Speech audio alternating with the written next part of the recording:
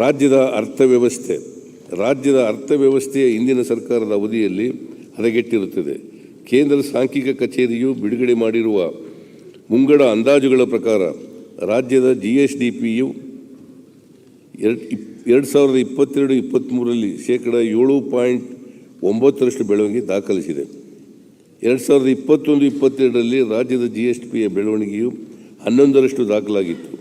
22-23ರ ವಲಯವಾರು ಬೆಳವಣಿಗೆಯನ್ನು ಗಮನಿಸಿದರೆ ಕೃಷಿ, ಕೈಗಾರಿಕೆ ಮತ್ತು ಸೇವಾ ವಲಯಗಳಲ್ಲಿನ ಬೆಳವಣಿಗೆಯು 5.5%, 5.1% ಮತ್ತು 9.2% ಬೆಳವಣಿಗೆಯನ್ನು ದಾಖಲಿಸಿರುತ್ತದೆ.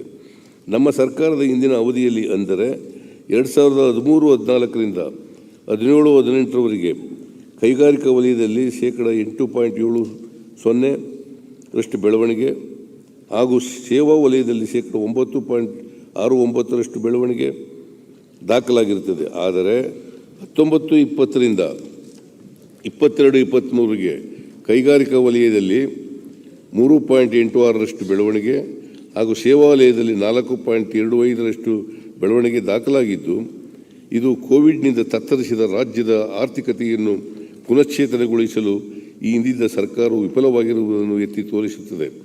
22-23ರಲ್ಲಿ ಅಗತ್ಯ ವಸ್ತುಗಳ ಬೆಲೆ ಹೆಚ್ಚಳ ಮತ್ತು ತೈಲ ಬೆಲೆಯ ಏರಿಕೆಯನ್ನು ತಡೆಯುವಲ್ಲಿ ಕೇಂದ್ರ ಸರ್ಕಾರವು ವಿಫಲವಾಗಿದೆ.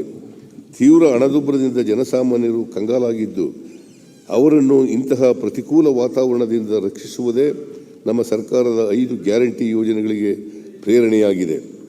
21-22ರಲ್ಲಿ ರಾಜ್ಯಕ್ಕೆ $22 ಬಿಲಿಯನ್ ವಿದೇಶಿ ಬಂಡವಾಳ ಹೂಡಿಕೆ ಹರಿದು ಬಂದಿದ್ದು, 22-23ರಲ್ಲಿ $10 ಬಿಲಿಯನ್ ಇಳಿದಿದೆ. ರಾಜ್ಯಕ್ಕೆ ಹೆಚ್ಚು ವಿದೇಶಿ ಬಂಡವಾಳ ಹೂಡಿಕೆಯನ್ನು ಸೆಳೆಯಲು ಬೇಕಾದ ಎಲ್ಲ ಅಗತ್ಯ ಕ್ರಮಗಳನ್ನು ಕೈಗೊಳ್ಳಲು ನಮ್ಮ ಸರ್ಕಾರ ಬದ್ಧವಾಗಿದೆ.